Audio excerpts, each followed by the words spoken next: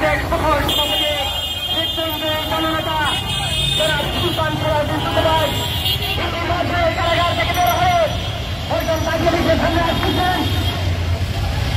আমরা জাতীয়তাবাদী যুবদল ঢাকা মহানগর উত্তর নেতৃবৃন্দ সহ সকল নেতৃবৃন্দকে কার্যার দায়িত্ব পালন করার জন্য বিনীত অনুরোধ জানাচ্ছে।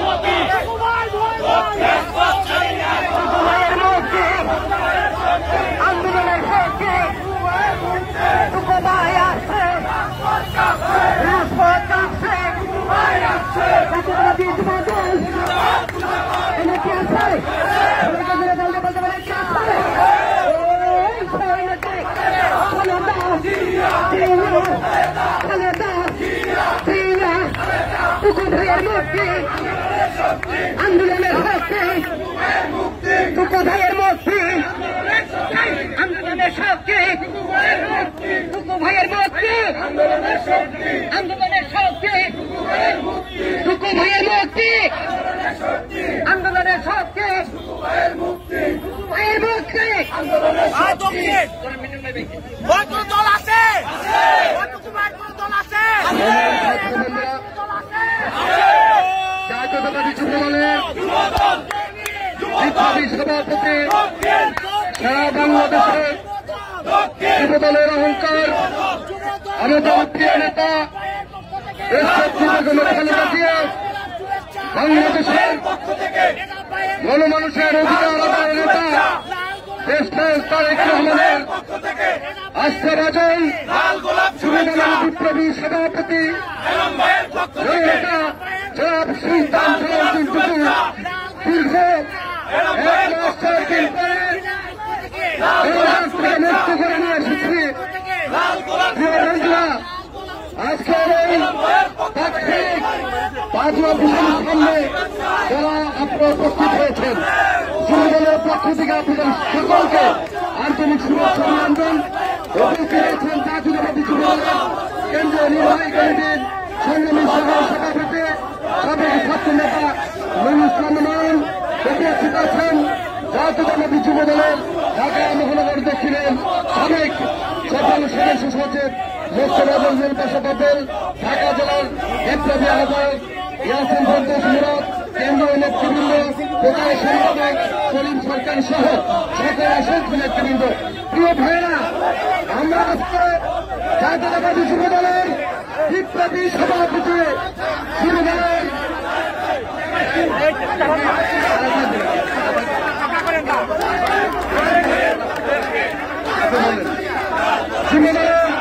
বিপ্লবী সভাপতি সুলতান সালাউদ্দিন টুকু আপনাদের সামনে বক্তব্য রাখবেন।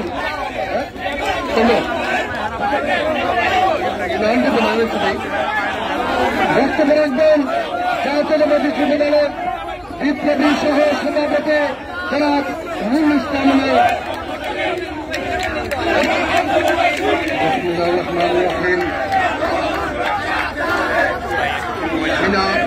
সরকার আগামী নির্বাচনের সরকার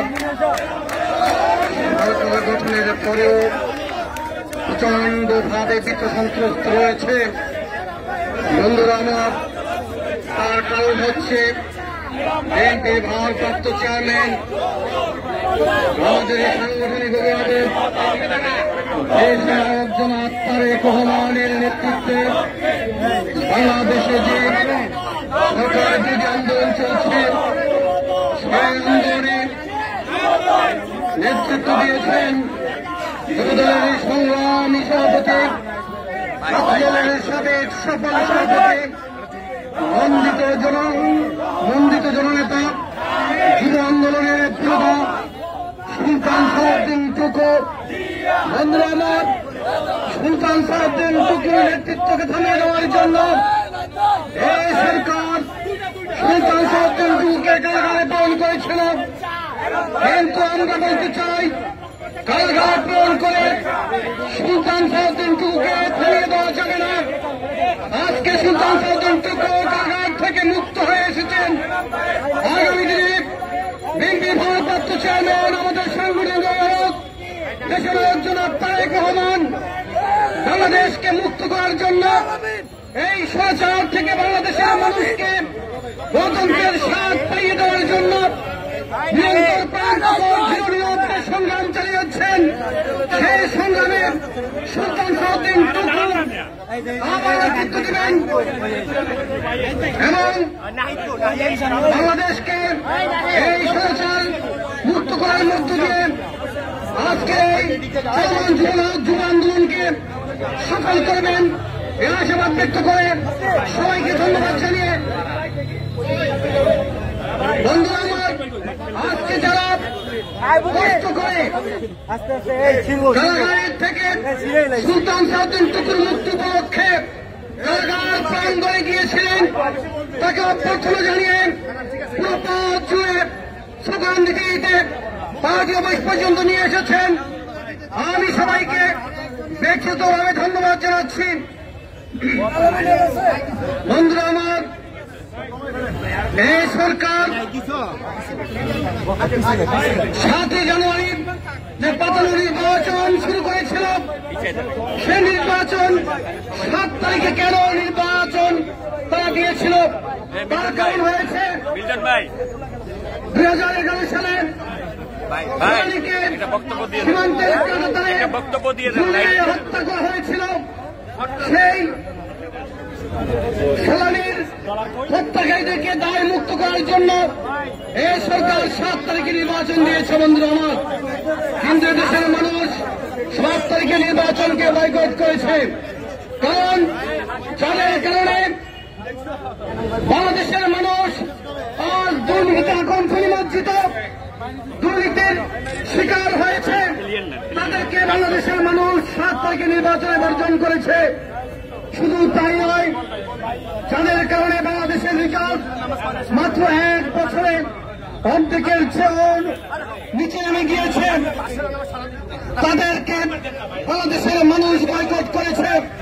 বন্ধুরা আমার, আমরা বলতে চাই আগামী দিনে বিএনপি ভারপ্রাপ্ত চেয়ারম্যান তারেক রহমানের নেতৃত্বে বাংলাদেশে যে আন্দোলন সূচিত হবে, সে আন্দোলনে সুলতান সালাউদ্দিন টুকু আবার নেতৃত্ব দেবেন এবং বাংলাদেশকে আজকের এই ফেসিবাদ সরকার মুক্ত করে বাংলাদেশের মানুষকে গণতন্ত্র উপহার দিবেন এই আশাবাদ ব্যক্ত করে সবাইকে ধন্যবাদ জানিয়ে, পরিশেষে আমার প্রিয় নেত্রী দেশের নেত্রী বেগম খালেদা জিয়ার মুক্তি দাবি করে, তার সুস্বাস্থ্য দাবি করে সবাইকে ধন্যবাদ জানিয়ে আমি আমার সংক্ষিপ্ত বক্তব্য শেষ করছি। খোদা হাফেজ, বাংলাদেশ জিন্দাবাদ। ধন্যবাদ। সুলতান সালাউদ্দিন টুকু প্রিয় সহযোদ্ধা সহ প্রিয় নেত্রী সমাজ সুন্দরের প্রধানমন্ত্রী দেশ নেত্রী বেগম খালেদা জিয়া, আগামী বাংলাদেশের অহংকার দেশ তারেক রহমান সহ উপস্থিত যুবদলের সহযোদ্ধা বন্ধুদেরকে ধন্যবাদ জানিয়ে এখন বক্তব্য রাখবেন জনাব সুলতান সালাউদ্দিন টুকু। জনাব সুলতান সালাউদ্দিন টুকু।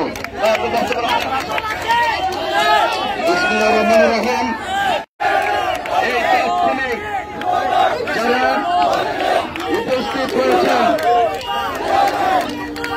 যারা জেল গেটে গিয়েছেন, সকলকে আমি আমার ব্যক্তিগত পক্ষ থেকে জাতীয়তাবাদী যুবদল কেন্দ্রীয় নির্বাহী কমিটির পক্ষ থেকে জানাই সংগ্রামী সালাম এবং শুভেচ্ছা। প্রিয় ভাইরা, একটি অনির্বাচিত অবৈধ সরকার আজকে বাংলাদেশের মানুষকে নির্যাতন নিপীড়ন করে জেলে রেখে এই বাংলাদেশকে একটি করত রাজ্য করতে চায়। প্রিয় ভাইরা, আজকে আমাদের প্রিয় নেত্রী দেশনেত্রী বেগম খালেদা জিয়া দীর্ঘদিন ধরে আজকে কারাগারে রয়েছেন গৃহবন্দী অবস্থায়। আজকে একটি ক্ষুদ্র কারাগার থেকে বৃহৎ কারাগারে এসে উপস্থিত হয়েছে। বাংলাদেশকে এই স্বৈরাচারী শেখ হাসিনার মুক্ত বাংলাদেশ করতে হবে।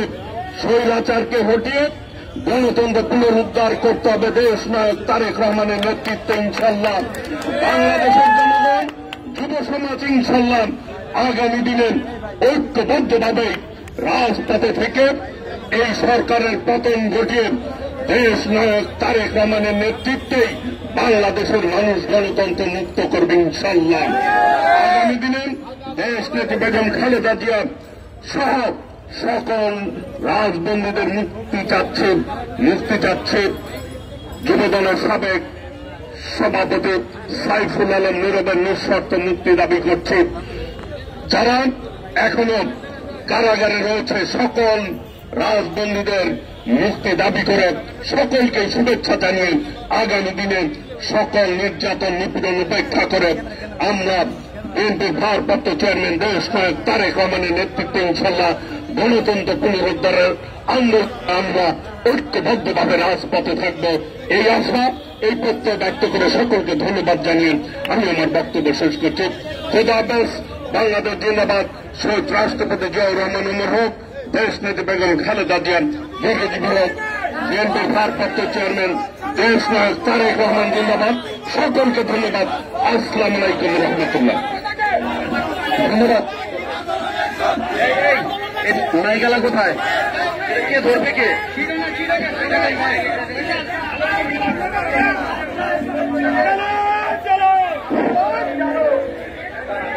মাইকেল লোক কই?